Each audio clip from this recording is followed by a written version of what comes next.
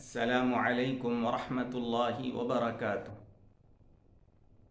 الحمد للہ رب العالمین والصلاة والسلام علی سید المرسلین وعلی آلہ وصحبہ اجمعین، اما بعد۔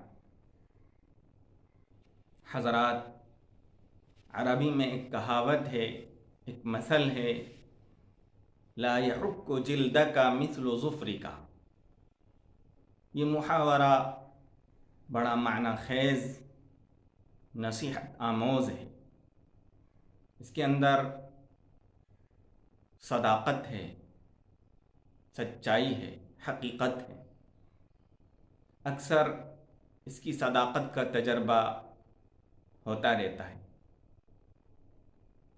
اس کا مطلب ہے کہ تمہارا کام کوئی دوسرا نہیں کر سکتا۔ تمہارے من کے مطابق جو تمہاری ضرورت کو، تمہارے مقصد کو صحیح معنوں میں پورا کرنے والا ہو، اس طرح سے کوئی کام انجام نہیں دے سکتا دوسرا شخص۔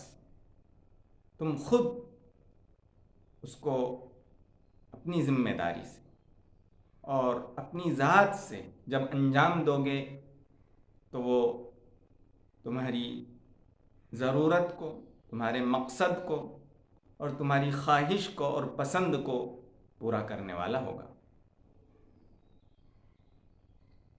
اکثر و بیشتر ہم لوگ اپنے کاموں کو دوسروں کے حوالے کر دیتے ہیں، چاہے چھوٹے کام ہوں یا بڑے کام ہوں۔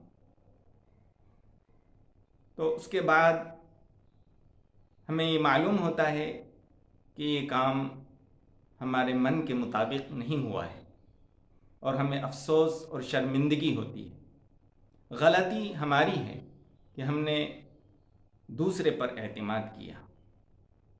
ہمیں اللہ تبارک و تعالیٰ کی ذات پر سب سے زیادہ اعتماد ہونا چاہیے، اسی پر بھروسہ ہو، اسی پر توکل ہو۔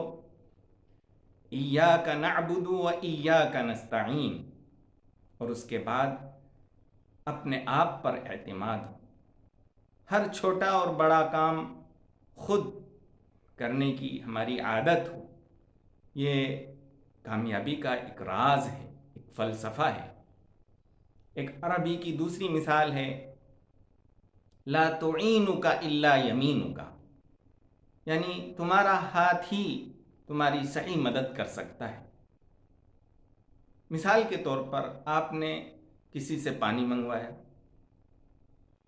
اب وہ ٹھنڈا پانی لے آیا، آپ کے لیے ٹھنڈا پانی نقصان دہ ہے، آپ نے وہ پی لیا، آپ کو نقصان ہوگا۔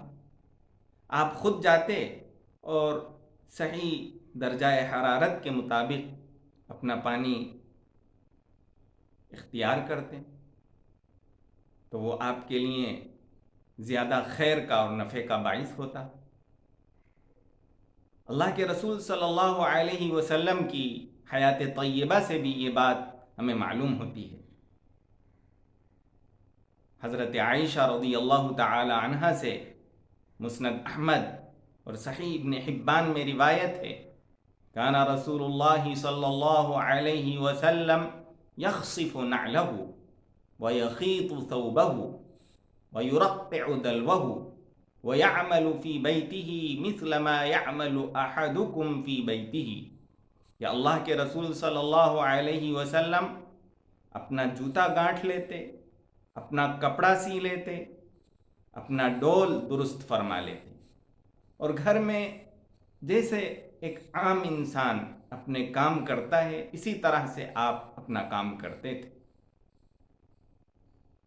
پھر دوسرے سے مدد لینے میں اور دوسرے کو کام سونپنے میں اپنی ایک اعتبار سے ذلت ہے، رسوائی ہے۔ ہمارا دین ہم سے یہ کہتا ہے کہ ہم صرف اور صرف اللہ تبارک و تعالیٰ پر بھروسہ کریں، اسی سے مانگیں۔ اذا سألت فاسأل اللہ تعالی واذا استعنت فاستعن باللہ، جب مانگو تو اللہ سے مانگو، مدد چاہو تو صرف اللہ تبارک و تعالی سے مدد چاہو۔ ایک حدیث اور ہے جو ہمارے لیے سبق آموز ہے۔ عوف بن مالک مزنی رضی اللہ تعالی عنہ راوی ہیں، فرماتے ہیں ایک مرتبہ اللہ کے رسول صلی اللہ علیہ وسلم نے فرمایا، کیا تم بیعت نہیں کرو گے؟ ہم نے جلد ہی بیعت کی تھی، ہم نے عرض کیا کہ ابھی بیعت کر چکے ہیں۔ آپ نے فرمایا کہ پھر سے بیعت کرو۔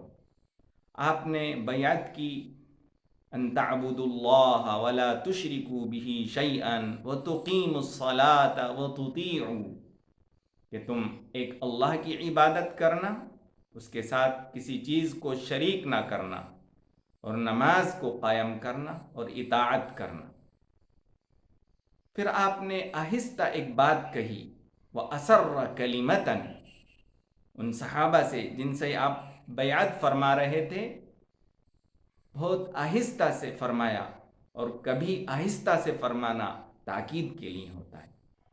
فرمایا وَلَا تَسْأَلُوا أَحَدًا شَيْئًا، کسی سے کوئی چیز نہ مانگنا۔ راوی کہتے ہیں فَلَقَدْ رَأَيْتُ أُولَئِكَ النَّفَرَ يَسْقُطُ صَوْتُ أَحَدِهِمْ فَلَا يَسْأَلُ أَحَدًا يُنَاوِلُهُ إِيَّاهُ، کہ میں نے دیکھا ہے کہ وہ سواری پر ہوتا، وہ شخص جس نے آپ سے بیعت کی تھی، ان کا ایک شخص سواری پر ہوتا، اگر اس کا کوڑا گر جاتا تو نیچے والے شخص سے یہ نہ کہتا کہ یہ کوڑا مجھے اٹھا کر دے دو، بلکہ وہ خود اپنی سواری سے اترتا اور وہ کوڑا اٹھاتا، پھر سواری پر چڑھتا۔ یہ آپ صلی اللہ علیہ وسلم نے تربیت فرمائی تھی۔ لہٰذا ہمیں چاہیے کہ اپنے سارے کام ہم خود انجام دیں، تو انشاءاللہ اس سے ہمارا دنیا کا بھی نفع ہوگا اور اللہ تبارک و تعالیٰ کی رضا بھی ہمیں ملے گی۔ وآخر دعوانا ان الحمد للہ رب العالمین، وصلی اللہ وسلم علی النبی وآلہ وصحبہ اجمعین۔